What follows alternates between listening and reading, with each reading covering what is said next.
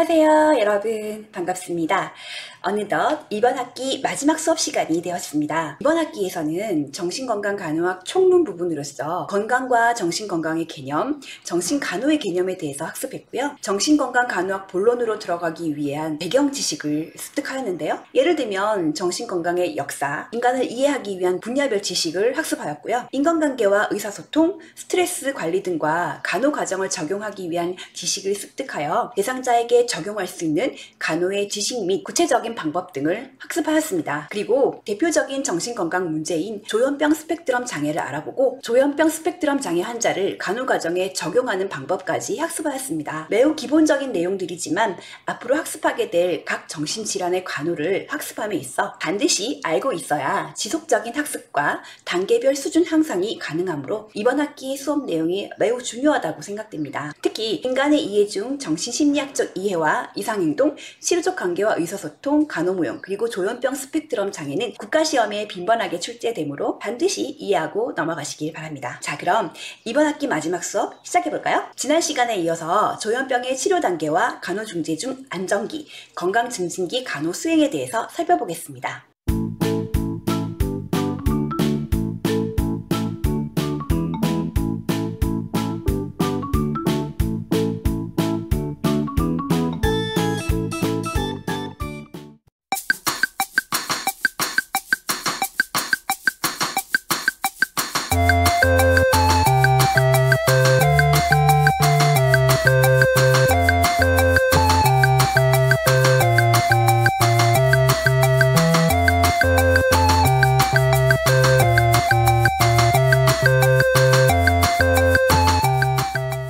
안정기는 증상이 약물로 완화되어 덜 심한 상태입니다. 따라서 간호 목표는 현재 안정되어 있는 증상을 꾸준히 관리해서 재발의 위험성을 감소시키고 재활 촉진 강화와 지지로 대상자의 기능을 향상시키는 것입니다. 조현병은 불치병이 아니라 난치성 질환으로서 재발이 잦고요.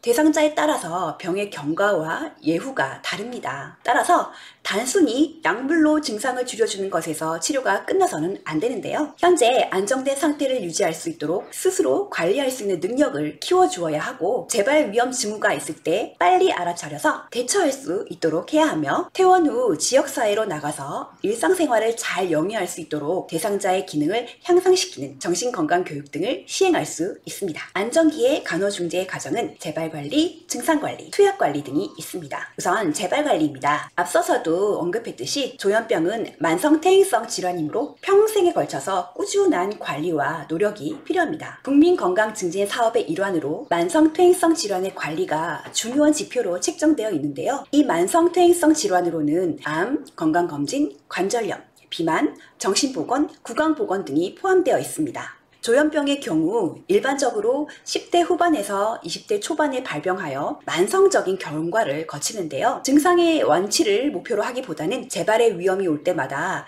잘 극복할 수 있도록 교육하는 것이 중요합니다. 보통 재발이 되기 전에는 재발 관련 경고 증상이 나타나는데요. 이 경고 증상을 대상자가 스스로 파악하여 병원이나 치료진에게 도움을 청할 수 있어야 합니다. 제가 예전에 납병원에서 근무를 했었는데요. 납병원에 다니던 회원이 저에게 상담을 요청하였어요. 선생님, 제가 요즘 컨디션이 너무 안 좋아요. 머리가 지끈지끈거리고 가끔 어지럽더라고요. 그리고 기분이 다운돼서 우울하고 나도 모르게 엄마한테 막 화를 내고 있더라고요. 엊그제는 잠이 안 와서 밤새 한숨도 못 잤어요. 예전에 입원했을 때 간호사 선생님께서 이런 증상이 있으면 이야기하라고 하셨는데 재발하는 것일까요? 입원해야 될까요? 이렇게 말씀하셨어요. 이분은 자신의 진단명과 복용 중인 약의 작용과 부작용에 대해서 인지하고 계셨고 재발 경고 증상에 대한 교육도 들으셔서 자신의 변화에 대해서 민감하게 캐치하고 있었습니다. 덕분에 주치의와 상담 후 재입원하였던 사례인데요. 이렇게 보통 재발이 되기 1, 2주 전 정도가 되면 신체적, 심리적인 변화가 오게 되는데 이것을 재발 경고 징후라고 합니다. 재발 경고 징후는 개인마다 다르고요. 평소와 다른 변화가 있는 것이 특징 이므로 스스로도 주변에서도 잘 관찰해야 합니다. 재발 경고 징후가 나타나면 72시간 내에 약의 용량을 올리고 스트레스를 줄여주며 평소와 현저한 변화가 있으면 담당 의사에게 연락해서 조치를 취하게 됩니다. 재발 경고 증상은 사람마다 다르다고 했는데요. 그럼에도 대체로 재발 경고 증상이라고 볼 수 있는 증상들에는 어떤 것들이 있는지 살펴보도록 할게요. 첫 번째, 잠을 잘 못 자고 밤늦게 혼자 돌아다니거나 늦게 일어나는 경우입니다. 대다수의 조현병 환자들의 재발 경고 증상으로 수면을 충분히 취하지 못하고 낮과 밤이 바뀌어서 일상생활의 규칙성이 무너지기 시작해요. 두 번째, 긴장되고 경직되며 뇌사에 신경질적인 반응을 보이는데요. 걸음걸이가 빨라지고 안절부절 못하는 등 예민하고 불안한 반응을 보이게 됩니다. 세 번째, 식사 문제입니다. 대부분 환자들은 말이 없고 식사를 잘 안 하며 혹은 거부하기도 하는데요. 때로는 지나치게 많이 먹는 경우도 있어요. 네 번째, 성욕의 변화도 보입니다. 자유행위에 몰두해 있는 경우가 많습니다. 다섯 번째, 대인관계가 위축되는데요. 친구를 만나기를 거부하고 가족 간의 대화도 단절되는 경우가 많습니다. 여섯 번째, 음악을 들을 때 아주 크게 틀거나 아주 작게 틀려고 하는 것입니다. 이것은 현청이 들리기 시작했다는 징조인데요. 소리를 크게 트는 것은 현청에 저항하려는 것이고 소리를 작게 하려는 것은 현청에 집중하기 위해서입니다. 일곱 번째, 초조 혹은 긴장감을 보이거나 지나치게 기분이 좋아 보이기도 하고, 여덟 번째, 고통이나 통증 등 신체적인 감각에 둔해집니다. 아홉 번째, 개인위생 및 자가간호에도 문제가 생기게 되는데요. 목욕을 하지 않거나 옷을 갈아입지 않으려고 하고 양치질이나 머리 감기 등의 행위에 대해서 게을러집니다. 열 번째, 라디오를 듣고 TV를 보고 책을 읽을 때 집중하지 못하며, 11번째, 하루 종일 한두 가지 생각에 몰두해서 시간을 보내며 그 외에 기타, 개별적인 위험신호 등 평상시와는 다른 변화를 볼 수가 있습니다. 다음은 조현병의 증상이 나타났을 때 어떻게 대처할 수 있는지 교육이 중점이 되는 증상관리 방법에 대한 내용입니다. 첫 번째, 지속 증상을 극복하는 방법을 교육합니다. 환청이 나타나면 환청에서 주의를 돌리기 위한 전환기법을 사용할 수 있는데요. 구체적으로 보면 콧노래 부르기, 환청과 말다툼하기, 운동,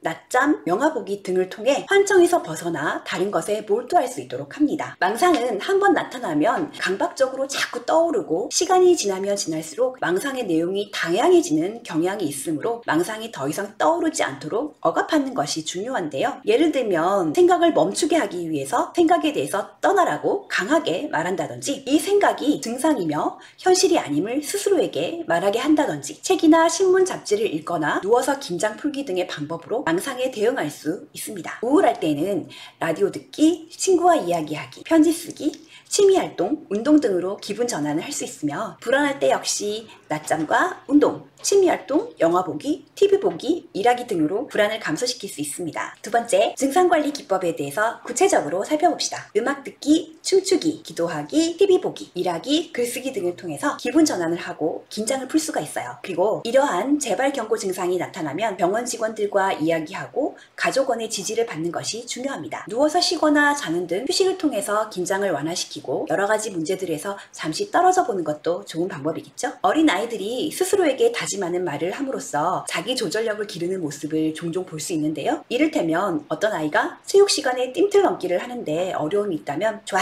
나는 할 수 있어, 나는 이런 것 좀 얼마든지 할 수 있는 어린이에요, 아자아자 파이팅! 뭐 이렇게 스스로에게 반복적으로 되뇌이면서 자신감을 불어넣어줍니다. 이런 자기 독백은 자존감 강화와 자신감을 상승시켜서 긍정적으로 대처를 할 수 있도록 해주는데요. 조현병 대상자 역시 이런 긍정적인 독백을 하게 되면 증상 관리에 대한 자신감을 얻을 수 있습니다. 늘 긍정적인 사고를 할 수 있도록 하고 증상을 악화시키는 상황을 피하는 방법에 대해서 교육할 수 있습니다. 그리고 기분 호전법도 있는데요. 먹고 싶은 건 먹기, 목욕하기, 이완법, 동물 인형 끌어안고 놀기 등 자신이 평소에 자주 하고 좋아하는 행위들을 함으로써 기분을 전환시켜주는 방법입니다. 조현병이 재발하는 경우 그 원인을 살펴보면 약의 중단과 관련이 있습니다. 물론 약을 꾸준히 복용을 한다고 해서 재발이 아예 일어나지 않은 건 아니에요. 하지만 대부분의 경우 약물의 복용을 중단했을 때 재발할 가능성이 매우 높습니다. 질환을 앓고 난 뒤 최초의 재발률이 60에서 70%로 매우 높은 편이며, 투약을 꾸준히 하였을 때 재발률은 40%로 감소하고, 거기에 지지요법이나 집단요법을 병행했을 때 15%까지 감소합니다. 일반적으로도 만성질환을 앓고 있는 경우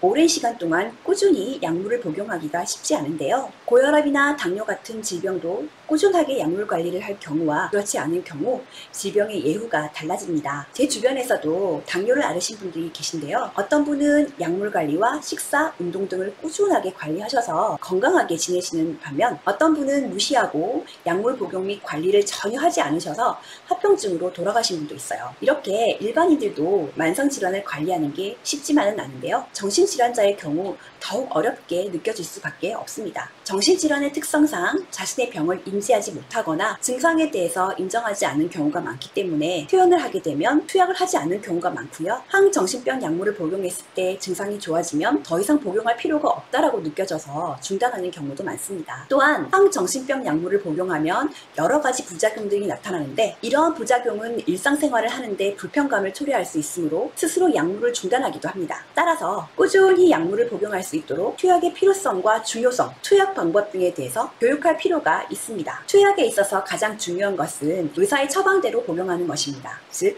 약을 빼먹지 말고 매일 같은 시간에 처방한 용량을 복용하도록 합니다. 복용하고 있는 약의 이름과 용량, 복용 시간, 부작용과 극복 방법, 담당 의사의 이름과 연락처를 알려주어 투약과 관련된 정보를 제공합니다. 그리고 알코올, 카페인, 담배는 항정신병 약물에 영향을 미치므로 삼가하도록 합니다. 다음은 건강증진기의 간호 수행입니다. 긴 기간의 회복기로 인해서 지속 증상이 있을 수 있으므로 증상이 어느 정도 회복된 후에도 꾸준한 관리가 필요한데요. 이 기간의 간호 목표는 재발 예방과 증상 관리를 격려하고 회복을 확신시켜서 최적의 삶의 질을 성취하는 것이며 이를 위해 재발 예방과 증상 관리를 위한 교육에 초점을 둡니다. 환자 교육은 간단, 명료하며 구체적이고 반복적인 방법이 중요한데요. 그 이유는 환자의 인지 기능의 결손으로 인한 교육의 한계 때문입니다. 건강증진기의 간호중재 과정은 환자 및 가족 교육과 재발 예방을 위한 간호 수행으로 나눌 수 있습니다. 우선 환자 및 가족 교육입니다. 상대를 알고 나를 알면 백전백승이라 했고 병은 알리고 싸움은 말리고 흥정은 붙이라는 말이 있는데요. 자신이 앓고 있는 병의 특성에 대해서 잘 알고 있어야 올바르게 대처할 수 있습니다. 당사자인 환자뿐만 아니라 환자와 가까이에 있는 가족에 대한 교육도 매우 중요한데요. 조현병에 대한 정확한 정보를 알려주고 잘못 알고 있는 부분에 대해서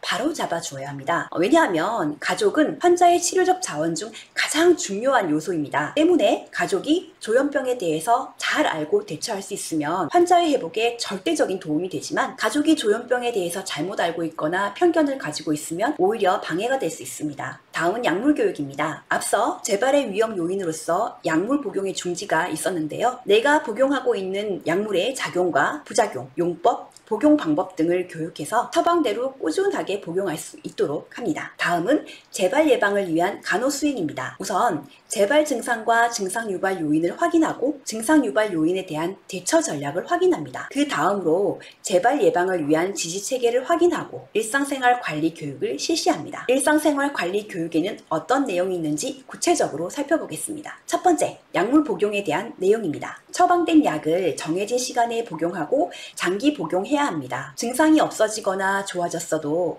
재발을 막기 위해서 약을 계속 복용해야 하며 부작용이 생기면 외래 방문 시 의사와 상의합니다. 약을 규칙적으로 복용했을 때 증상을 없애거나 줄이며 재발을 예방할 수 있음을 주지시킵니다. 항정신병 약은 병 자체를 완치시키기보다는 증상을 조절해서 잘 지낼 수 있도록 도와주는 것임을 알려줍니다. 약물을 복용하는 동안 술, 담배, 커피 등 자극적인 식품이나 약효를 저하시키는 음식은 삼가하는데요. 제산제와 한약은 약효를 감소시키므로 함께 복용하지 않습니다. 외출이나 여행 시 약을 꼭 챙겨 거르지 말고 복용하도록 합니다. 다음으로 식사에 관한 내용입니다. 식사는 규칙적으로 일정한 시간에 하도록 합니다. 편식하지 말고 골고루 먹고 입맛이 없다고 양을 줄이거나 과식하지 않도록 합니다. 음식이 의심스러워서 식사를 할 수 없는 경우 음식을 만드는데 동참하거나 가족에게 솔직하게 말하고 도움을 요청합니다. 손으로 먹거나 흘리거나 잘 씹지 않고 삼키는 일이 없도록 하고 식사 예절을 지키도록 합니다. 그리고 간식을 너무 자주 해서 식사가 소홀해지지 않도록 합니다. 뭐 이런 것까지 교육해? 라고 생각할 수 있는데요. 조현병을 오래 앓다 보면 음성 증상이 심해져서 퇴행적인 행동을 하게 되는데요. 자기간호나 식사 등 살아가는데 기본적으로 갖추어야 할 기술조차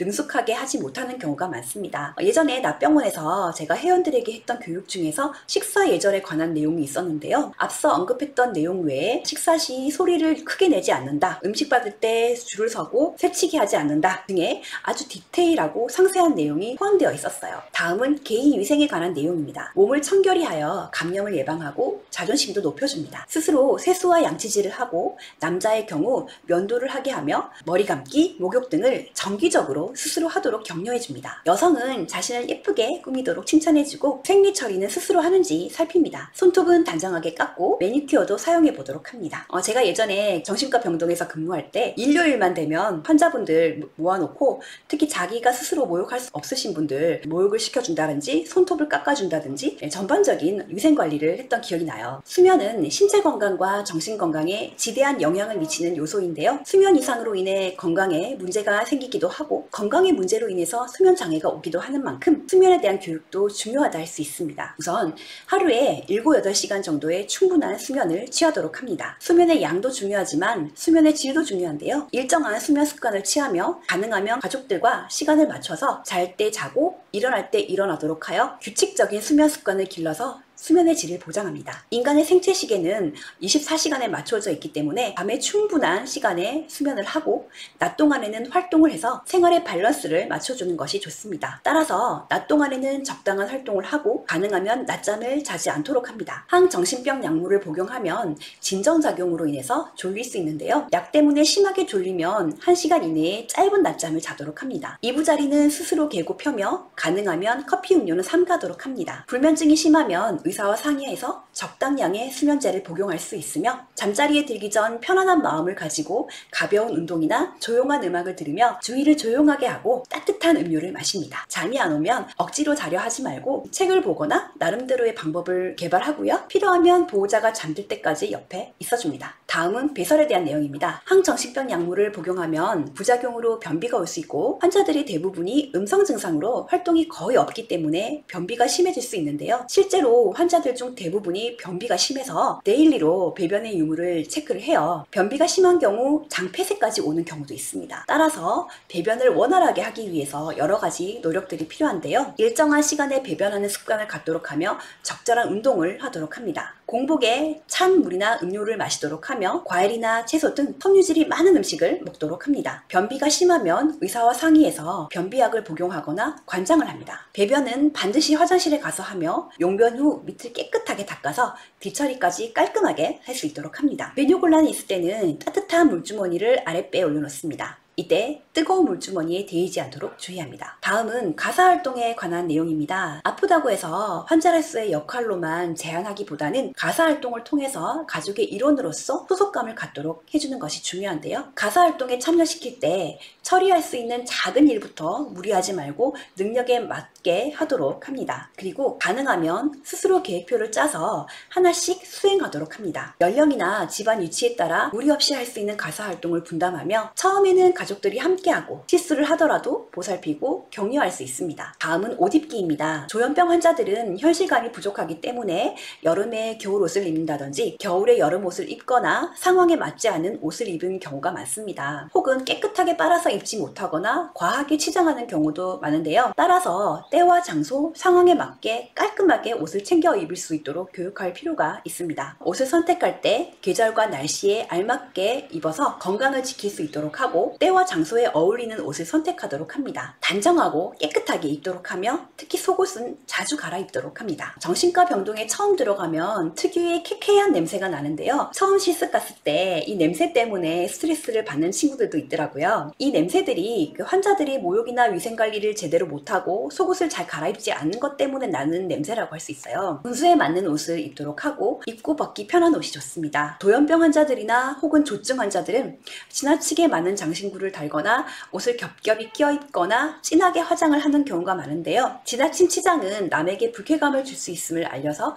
평범하면서도 유행에 뒤떨어지지 않고 색상이나 디자인도 개성에 맞도록 교육합니다. 약물을 복용하는 동안 외출 시 직사광선을 피할 수 있는 옷이나 모자를 착용합니다. 그러나 의욕이 없거나 우울할 때 화사한 색깔의 옷을 선택해보는 것도 도움이 되기도 합니다. 다음은 안전에 관한 내용입니다. 지나치게 감정을 자극하는 장소나 위험한 장소는 가지 않습니다. 주위의 위험한 물건들은 가족의 도움을 받아서 치워서 혹시 모를 돌발 사항의 가능성을 차단해줍니다. 감정을 자극하거나 흥분시키는 일은 삼가하도록 하고 먼 여행은 혼자 하지 말고 외출 시 가족에게 귀가 시간을 알리도록 합니다. 섬세한 기계 조작이나 고도의 집중력을 필요로 하는 일은 하지 않습니다. 특히 자가 전자운전은 사고의 위험이 있기 때문에 자제합니다. 중요한 일을 결정할 때는 반드시 가족들의 도움을 받도록 합니다. 처방된 약은 제때 복용하며 약을 모아두지 않도록 하고, 약을 모으고 있거나 제때 복용하지 않으면 가족들이 약을 눈에 띄지 않게 보관했다가 시간에 맞춰서 꺼내주는 게 필요해요. 다음은 여가생활입니다. 취미생활은 생활에 활력을 주고 재발의 위험성에서 벗어날 수 있도록 큰 도움을 주는데요. 이러한 취미가 스트레스가 되면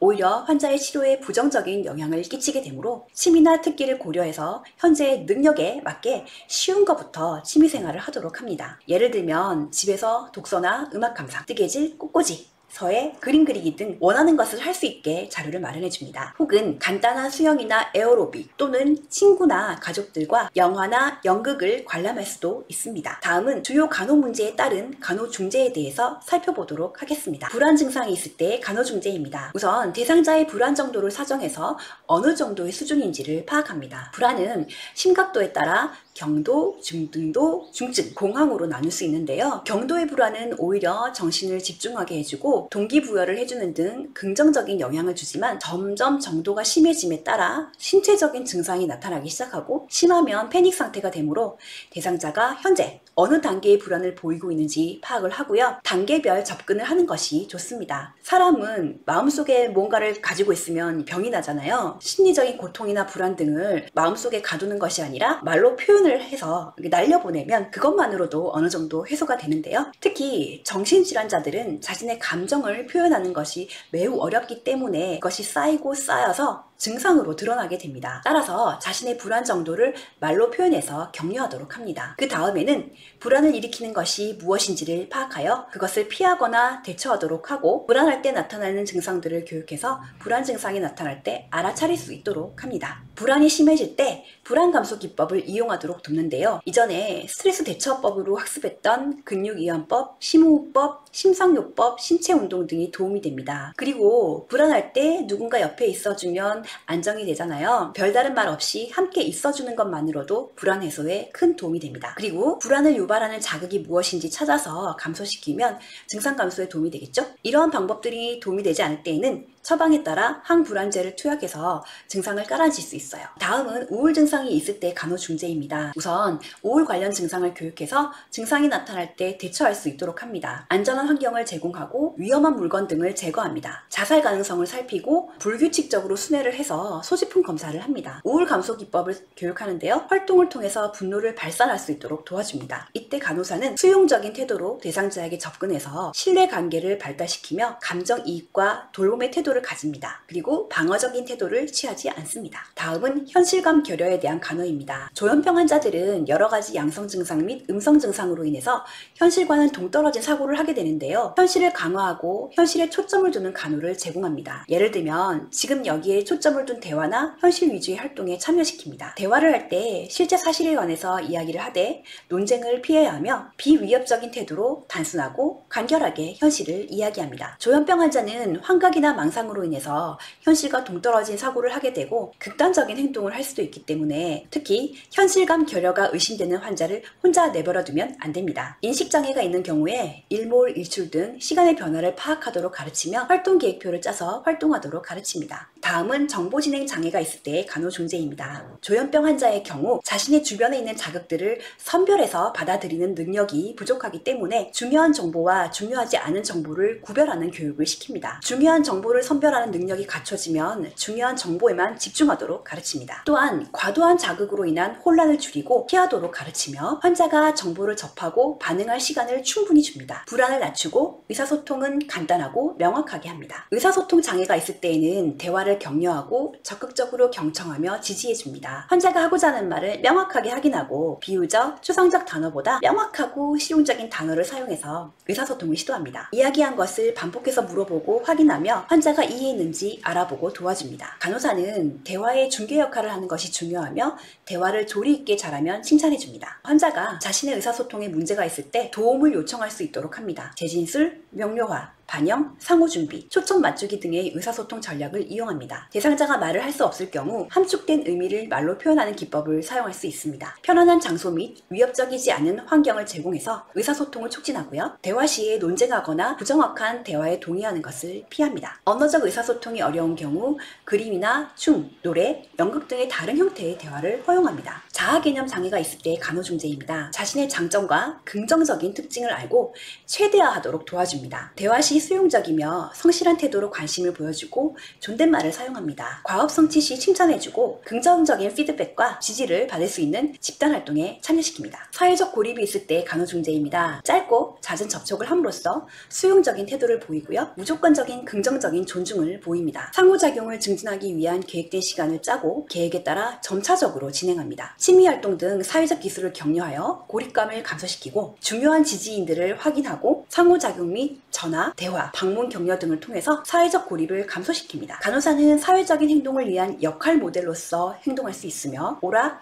치료활동 등을 통해서 사회화를 자극합니다. 불신이 심할 때 간호중재입니다. 모든 치료적 관계에 있어서 가장 우선적으로 구축해야 할 것은 신뢰관계 형성인데요. 관계 초반에 신뢰관계를 형성하지 못하면 이후의 치료에 방해가 됩니다. 특히 불신이 심한 경우 이 신뢰관계 형성이 매우 어렵습니다. 간호사는 진실하고 정직하게 대하며 환자와의 모든 약속을 지켜서 신뢰를 형성합니다. 또한 솔직한 감정을 말로 표현하도록 하고 경쟁적인 활동을 피하고 치료자와 1대1 활동이 좋습니다. 환자가 볼 수 없으나 들을 수 있는 장소에서 거나 조용히 얘기하는 것을 피합니다. 그러나 의심 및 망상 환자는 신체적 접촉을 피하는 것이 좋으며 동일한 치료자가 환자를 돌보게 합니다. 지속적이고 일관성 있는 태도로 신뢰감을 증진시킵니다. 자가간호 결여가 있을 때 간호중재입니다. 개인위생, 용모, 영양, 배설 등 일상생활 수행 능력을 사정합니다. 능력 수준에 따라 일상활동 수행을 허용하고 격려합니다. 수행에 어려움이 있을 때 도와주며 배변장애 시 시간표를 짜서 화장실에 데리고 갑니다. 환자가 독립적인 성취를 했을 때 인정해주고 칭찬해줍니다. 영양 상태를 사정하고 의심과 공포로 먹을 수 없다면 통조림 음식 등을 제공합니다. 속옷도 2일에 한 번은 갈아입힙니다. 비효율적 대처, 즉 방어적 대응 시 간호중재입니다. 우선 부적절한 행동을 하게 되는 환자의 사고 과정을 알아봅니다. 조용하고 비판단적, 비위협적인 태도로 대하며 어떤 사건이나 상황에 대한 오해를 하면 사실대로 정보를 줍니다. 집단요법이나 활동요법에 참석시켜서 불안을 감소시키고 방어적 행동을 다른 활동으로 전시시키거나 에너지를 전환하거나 격려를 합니다. 불안, 불신, 의심, 과민성에 대해서는 부드럽고 신중한 태도로 지속적으로 보살펴주며 스케줄 변화에 대해서 알려주어서 의심, 방어적인 행동을 감소시킵니다. 환자가 모욕적이거나 도전적인 말을 하더라도 위협하지 않고 적응적인 방법으로 그의 욕구에 대응하면 칭찬해줍니다. 현실적인 목표를 설정하고 효과적인 적응 기술을 가르칩니다. 네, 오늘 학습한 내용을 퀴즈로 확인해볼까요? 1번. 항정신병 약물을 9개월 동안 복용한 조현병 환자에게 적용할 수 있는 약물 교육으로 옳은 것은 정답은 3번입니다. 보기 1번, 부작용이 나타나면 즉시 복용을 중단한다. 절대 재발하지 않는다. 에서 부작용이 나타나면 즉시 복용을 임의로 중단하는 것이 아니라 의사에게 보고를 해서 상담한 후에 의사의 처방에 따라 복용을 중지하는 것이 맞고요. 또 절대 재발하지 않는다는 아닙니다. 보기 2번 역시 약물을 꾸준히 복용하면 재발할 확률이 낮은 것이지 절대로 재발하지 않는 것은 아니에요. 보기 4번, 상태가 좋아지면 복용을 지속하지 않아도 되는 것이 아니라 정신병 약물은 꾸준히 장기적으로 복용하는 것이 좋습니다. 보기 5번, 항정신병 약물은 중독을 일으키지 않습니다. 2번, 조현병 환자의 가족에게 할 수 있는 간호중재로 가장 올바른 것은? 정답은 2번입니다. 보기 1번, 가족에게 환자의 복용 약물을 알려주어서 함께 공유하는 것이 회복에 도움이 되겠죠. 보기 3번, 가족의 지지와 노력이 환자의 회복 과정에 필요하기는 하지만 가족이 번아웃 될 정도로 헌신하는 것은 오히려 환자와 가족에게 해가 될 수 있습니다. 보기 4번, 조현병에 대한 지식은 성년, 미성년을 구분하지 않고 교육해야 됩니다. 보기 5번, 조현병 대상자의 가족들에게 사회적으로 알려질 경우 소외당할 수 있지만 대상자를 감추기보다는 편견에 맞서 싸우고 일반인들과 함께 할 수 있는 환경을 만들어 주어야 합니다. 3번, 조현병으로 입원해 있던 환자가 몇 주간의 치료 후 퇴원을 하려고 합니다. 퇴원 기준으로 적절하지 않은 것은? 정답은 1번입니다. 조현병 환자가 퇴원하기 위한 기준으로는 증상이 안정되고 지역사회 안에서 살아갈 수 있도록 적응력을 길러주는 것에 초점을 두는 건데요. 퇴원 시에는 이미 증상이 안정된 상태이므로 보기 1번의 환각 증상에 대한 대처 기법은 시기적으로 맞지 않아요. 4번, 다음 중 퇴원을 앞두고 있는 조현병 환자의 간호 계획에 가장 우선적으로 포함할 내용은? 정답은 4번입니다. 퇴원 계획 시에는 재발경고 징후 파악 및 생활훈련이 간호에 초점이 됩니다. 마지막으로 5번입니다. 퇴원하는 환자에게 약물 교육을 하려고 한다. 적절하지 않은 것은? 정답은 2번입니다.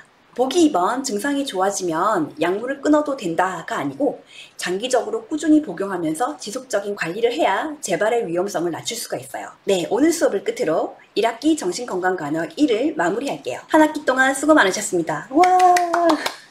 예, 남은 주차 동안 최선을 다해서 마무리하시고 유종의 미를 거둘 수 있기를 바랍니다. 그럼 여러분 안녕!